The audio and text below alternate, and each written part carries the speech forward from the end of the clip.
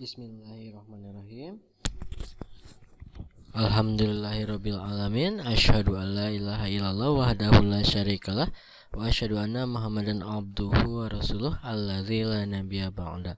Alhamdulillah, anak-anakku yang soleh dan solehah, hari ini kita bisa bertemu bertatap muka secara daring dalam pembelajaran sejarah nasional. Semoga pembelajaran ini tidak mengurangi semangat kalian walaupun kita belajar secara online. Nah, anak-anak meneruskan materi minggu kemarin mengenai perlawanan bangsa Indonesia atau Nusantara melawan penjajah. Hari ini kita akan membahas mengenai perlawanan Banjarmasin dan Puputan di Bali terhadap Hindia Belanda. Ini PowerPoint-nya dari idsejarah.net gitu ya. Oke, anak-anak silakan untuk disiapkan dulu buku tulisnya. Kemudian silakan untuk dicatat materi hari ini ya. Oke, kita mulai materi hari ini. Nah, kita mulai dari Banjar terlebih dahulu. Latar belakangnya muncul konflik perebutan tahta Kesultanan Banjar akibat intervensi Belanda. Sultan Adam yang meninggal pada 1857 mewariskan tahta kepada Pangeran Hidayat, namun Belanda di bawah Gubernur Jenderal Rostussen ikut campur menentukan pewaris tahta dengan memilih Pangeran Tamjid. Nah, awal mula cerita dari Kesultanan Banjar ini adalah terdapat sebuah kerajaan yang berkembang di Kalimantan Selatan. Di Kalimantan Selatan ini berkembang sebuah kerajaan namanya Kerajaan atau Kesultanan Banjar atau Banjarmasin begitu ya kalau saat ini. Kemudian itu muncul pada abad ke-19 meliputi Kalimantan Selatan dan Kalimantan Tengah kalau sekarang ya. Nah, pusatnya ada di Martapura. Nah, kesultanan ini memiliki posisi yang strategis dalam kegiatan perdagangan dunia begitu ya. Karena adanya hasil-hasil tambang seperti emas, intan dan lain-lain. Kemudian banyak produk-produk yang disukai oleh barat. Nah, ini memicu Belanda untuk berambisi untuk menguasai Banjarmasin begitu ya. Nah, kemudian singkat cerita, karena ingin menguasai Banjarmasin, setelah melalui bujuk rayu, kemudian terdapat tekanan-tekanan juga dari Belanda pada tahun 1817 atau 50 tahun sebelum Sultan Adam meninggal, terdapat perjanjian begitu antar Sultan Banjar yang pada waktu itu dijabat oleh Sultan Sulaiman dengan pemerintah Hindia Belanda. Nah, dalam perjanjian ini karena ada tekanan dan sebagainya, Sultan Sulaiman harus menyerahkan sebagian wilayah Banjar kepada Belanda, seperti Dayak, Sintang, Mundawa, dan sebagainya. Nah, dengan demikian wilayah kekuasaan Kesultanan Banjar atau Banjarmasin semakin sempit, begitu ya. Sementara daerah kekuasaan Belanda semakin bertambah. Bahkan 11 atau 9 tahun setelah itu, menurut perjanjian yang diadakan pada tanggal 4 Mei 1826, Sultan Adam, nah ini sudah diganti ya, tadi Sultan Sulaiman sama Sultan Adam sekarang ya, pemimpin Kesultanan Banjar. Pada tanggal 4 Mei 1826 ditetapkan ada perjanjian dengan Belanda, diterapkan bahwa kekuasaan Kesultanan Banjar hanya daerah hulu sungai saja, Martapura dan Banjarmasin. Jadi semakin menyempit begitu ya. Oke. Singkat cerita, wilayah yang semakin sempit itu membawa banyak masalah ke dalam kehidupan sosial ekonomi kerajaan Banjar. Penghasilan para penguasa menjadi semakin kecil, kemudian pola kehidupan barat atau Belanda masuk, kemudian kebutuhan hidup para penguasa juga semakin meningkat, tetapi penghasilannya kecil. Kemudian beban hidup menjadi semakin sulit. Kemudian karena hal tersebut, para penguasa-penguasa menaikkan pajak. Hal ini membuat rakyat menjadi sasaran eksploitasi oleh pemerintah kolonial maupun para pejabat kerajaan. Kemudian rakyat juga diperintahkan untuk melakukan kerja wajib. Nah, dengan suasana ekonomi, sosial, dan politik yang memprihatinkan itu, di dalam kerajaan sendiri, di dalam Kesultanan Banjar sendiri terjadi konflik intern gitu ya. Ini dipicu oleh intervensi dari Belanda, yaitu ketika Sultan Adam memiliki 3 putra sebagai kandidat pengganti sultan, yaitu pertama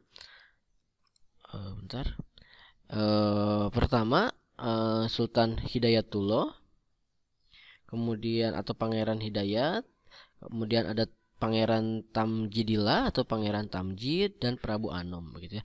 Kita jelaskan dulu, Pangeran Hidayatullah adalah putra Sultan muda Abdurrahman dengan permaisuri putri keraton Ratu Siti, putri dari Pangeran Mangkubuminata. Sedangkan Pangeran Tamjid adalah putra Abdurrahman dengan istri wanita biasa keturunan Tiongkok yang bernama Nyai Aminah begitu ya. Hal ini Abdurrahman ini sebenarnya adalah seorang putra mahkota yang asalnya akan dijadikan raja, akan tetapi Abdurrahman, anaknya Sultan Adam, meninggal. Kemudian pewaris tahnanya begitu ya, yaitu cucu Sultan Adam. Sultan Adam pada waktu itu menjadi sultan, jadi raja. Kemudian harusnya ke Sultan Abdurrahman, tapi karena meninggal, kemudian terjadi konflik antara Pangeran Hidayatullah dan Pangeran Tamjid begitu ya. Nah, mereka berdua memiliki dukungannya masing-masing begitu ya.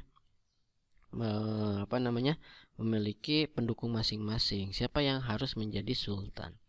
Kemudian Pangeran Hidayatullah didukung oleh pihak istana dan kebetulan sudah mengantongi surat wasiat dari Sultan Adam gitu ya, dari kakeknya, untuk menggantikannya sebagai sultan. Kemudian sedangkan Pangeran Tamjid ini didukung oleh Belanda gitu.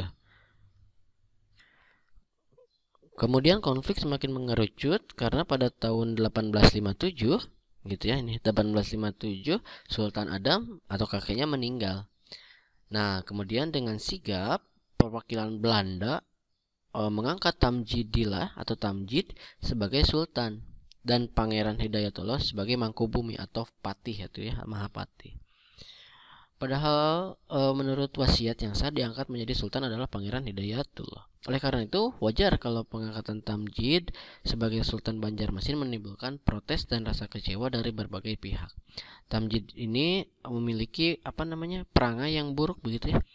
Sering minum minuman keras seperti Belanda dan sebagainya, sehingga didukung oleh Belanda tetapi tidak bagus di mata masyarakat. Kemudian Tamjid juga menghapus hak-hak istimewa pada saudara-saudaranya, termasuk menganggap tidak ada surat wasiat dari Sultan Adam kepada Pangeran Hidayatullah. Kemudian tindakan Tamjid yang sewenang-wenang itu semakin menimbulkan rasa kecewa dari berbagai pihak. Salah satu gerakan protes dan menolak pengangkatan Tamjid sebagai sultan dipelopori oleh penghulu Abdul Ghani begitu ya.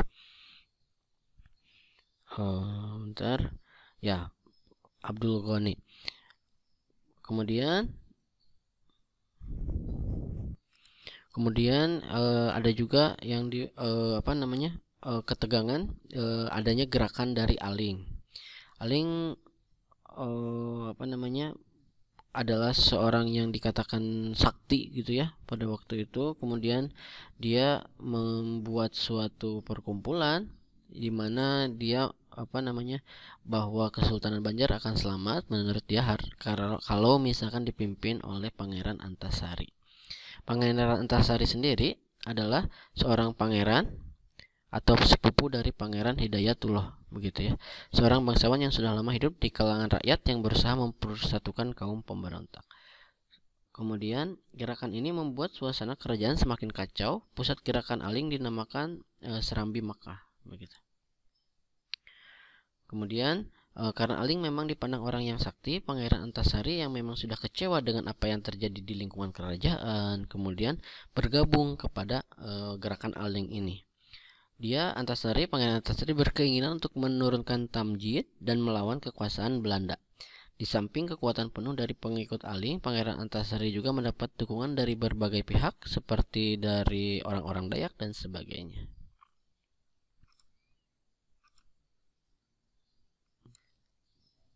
Kemudian pada tanggal 28 April 1859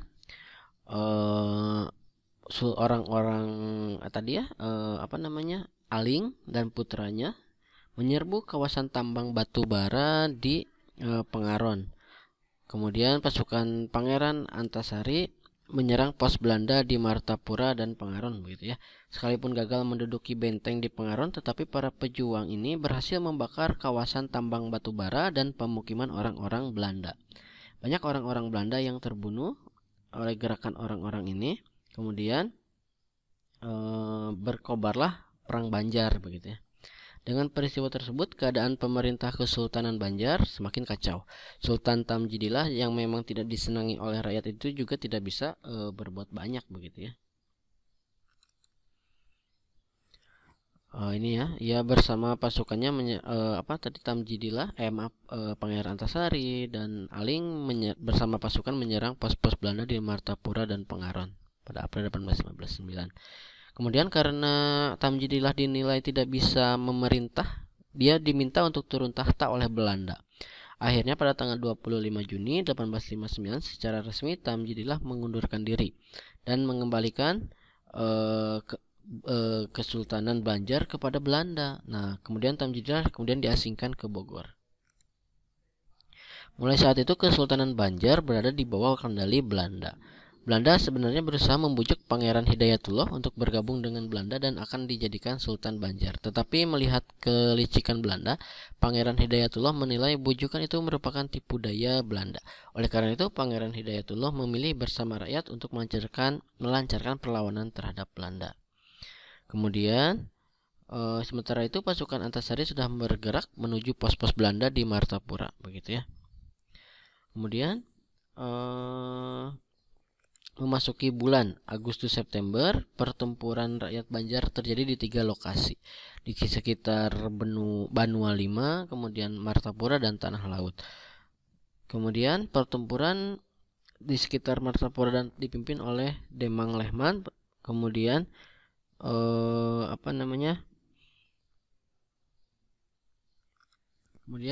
pada tanggal 27 September 1859 Belanda berhasil menduduki benteng Gunung Lawak. Jadi pertempuran yang terus menerus begitu ya. Kemudian kita lihat pada tanggal 11 Juni 1860 Belanda menghapuskan kerajaan Banjar dan dimasukkan ke dalam kekuasaan Belanda. Pangeran Hidayat terlibat dalam pertempuran yang hebat melawan Belanda pada tanggal 16 Juni 1860 di Ambawang. Kemudian tanggal 2 Oktober 1860 akhir perlawanan rakyat Banjar, penyerahan Kiai Demang Lemon mempengaruhi kekuatan pasukan Pangeran Antasari. Gitu. Kemudian tanggal 3 Februari 1861 Pangeran Hidayat dapat ditangkap dan diasingkan ke Jawa. Kemudian tanggal 14 Maret 1861 rakyat Banjar memberikan kepercayaan sepenuhnya kepada Pangeran Antasari dengan mengangkatnya sebagai pemimpin tertinggi agama dengan gelar penambahan Amiruddin Khalifatul Mukminin. Gitu ya. Kemudian akhir perlawanan Pangeran Antasari pada akhir 1860, kedudukan pasukan Pangeran Antasari semakin terjepit dan melakukan perang gerilya. Gerilya itu perang yang bersembunyi di hutan-hutan seperti itu. Kemudian ketika melihat musuh menyerang dengan sangat cepat begitu ya. Ketika wabah penyakit melanda daerah pedalaman di Kampung Bayam Bangkok, inilah Pangeran Antasari meninggal dunia pada tanggal 11 Oktober. Itulah sejarah mengenai perlawanan rakyat Banjar atau Banjar Masin begitu ya terhadap Hindia Belanda. Jika ada pertanyaan boleh menanyakan di grup. Assalamualaikum warahmatullahi wabarakatuh.